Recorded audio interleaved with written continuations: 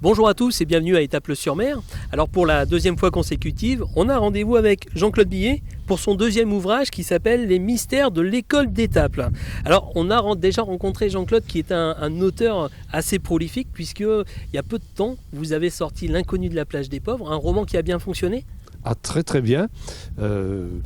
J'ai eu un accueil merveilleux, aussi bien par, j'allais dire, les Étaplois qui se sont retrouvés dans ce roman, que par des gens qui aiment bien la Côte d'Opale et qui, du coup, grâce à ce roman, ont eu, je crois, envie, j'espère en tout cas, mais c'est ce qu'ils m'ont dit, de visiter notre belle région. Alors, il y avait une petite intrigue, ça se passait comment dans L'inconnu de la plage des pauvres? Il y avait une petite intrigue policière derrière? Alors, il y a toujours, oui, dans mes livres, une petite intrigue policière, ou en tout cas semi-policière, on va dire. Et dans L'inconnu de la plage des pauvres, des adolescents allaient se promener à la plage des pauvres, bien sûr, pour regarder les phoques, puisqu'on a la chance que les phoques viennent maintenant jusqu'ici. Et en fait, au lieu de phoques, ils ont trouvé un cadavre, et c'est comme ça que ça commence. Et alors évidemment, la question c'est qui est ce cadavre et pourquoi? Alors on va pas tout dévoiler effectivement puisque effectivement il faut entamer une petite lecture pour aller découvrir votre univers, un univers qui nous emmène vers un deuxième ouvrage qui s'appelle Le mystère de l'école d'Étaples. Alors est-ce qu'on va en savoir un petit peu plus? L'école d'Étaples, je pense qu'on parle des peintres, je pense que c'est aussi ce décor là qui se trouve juste derrière nous qui t'a inspiré, Jean-Claude? Absolument. Déjà, les peintres de ce qu'on ne devrait pas appeler l'école d'Étaples, mais qu'on appelle plutôt la colonie des peintres d'Étaples, moi vraiment, je trouve que ce sont des artistes merveilleux. Je crois qu'on n'imagine pas ce que ça a pu être au début du XXe siècle, lorsque n'importe quel peintre qui aimait des beaux décors marins, venant des États-Unis, d'Australie, d'Angleterre, eh bien, il savait qu'il fallait qu'il passe à Étaples. Et il passait à Étaples, il restait quelques jours à l'hôtel Ios, et quand il pouvait payer, s'il ne pouvait pas payer, tant pis, c'est une peinture. Et c'était vraiment sur le chemin des peintres, une étape incontournable. Alors c'est quoi la petite histoire autour de tout ça? Puisque bien sûr il y a toujours une intrigue, il y a toujours quelque chose. Donc en toile de fond, on sait qu'on a la colonie des peintres d'Étaples, et après? Alors j'ai évidemment imaginer qu'il se passait quelque chose entre une histoire d'amour, une très belle histoire d'amour, entre un peintre de la colonie des peintres d'Étaples et puis une dame qui, faut pas que j'en dise trop, mais venait régulièrement à Étaples pour regarder le paysage. On est dans les années 20, de 1920, donc évidemment on vient à cheval. Il n'y a pas le quai, etc. Il y a l'estran encore. Et cette dame et ce peintre tombent follement amoureux l'un de l'autre. Donc c'est un bel idylle amoureux, donc c'est quelque chose de différent par rapport au premier volet. Néanmoins, on reste dans l'univers, dans le décor d'Étaples et dans un aspect un peu aussi historique, quelque chose en fait qui semble te tenir à cœur. Tout à fait, moi j'aime bien faire des allées et venues entre le passé et le présent. Et alors évidemment, le problème c'est que cette idylle va très très mal tourner.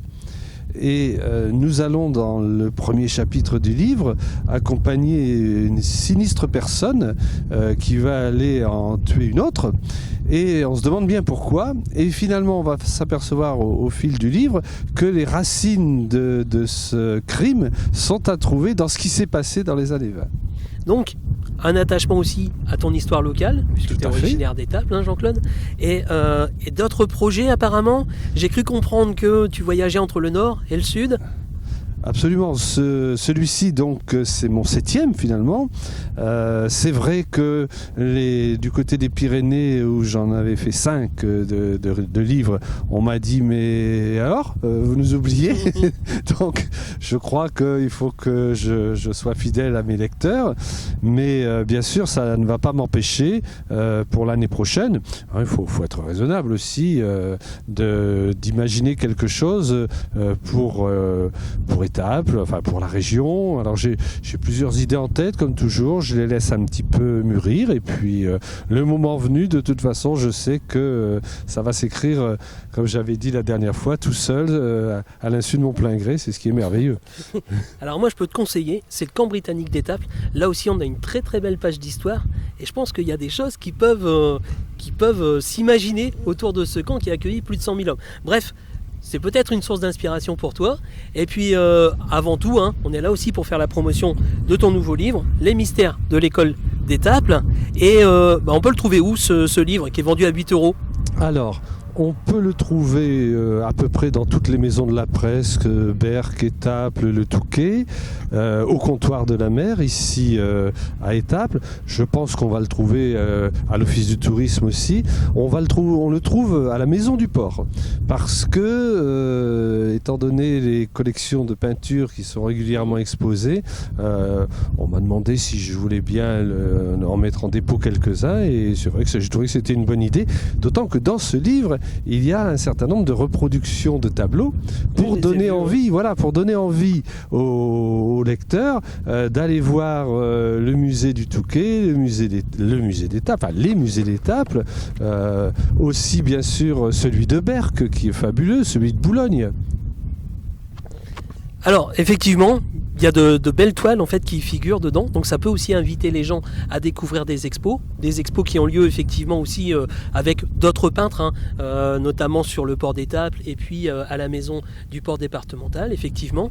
Et puis moi ce que j'ai envie de savoir aussi, c'est où on peut vous rencontrer pour faire une petite dédicace. Parce qu'il me semble que vous êtes aussi invité à Berck.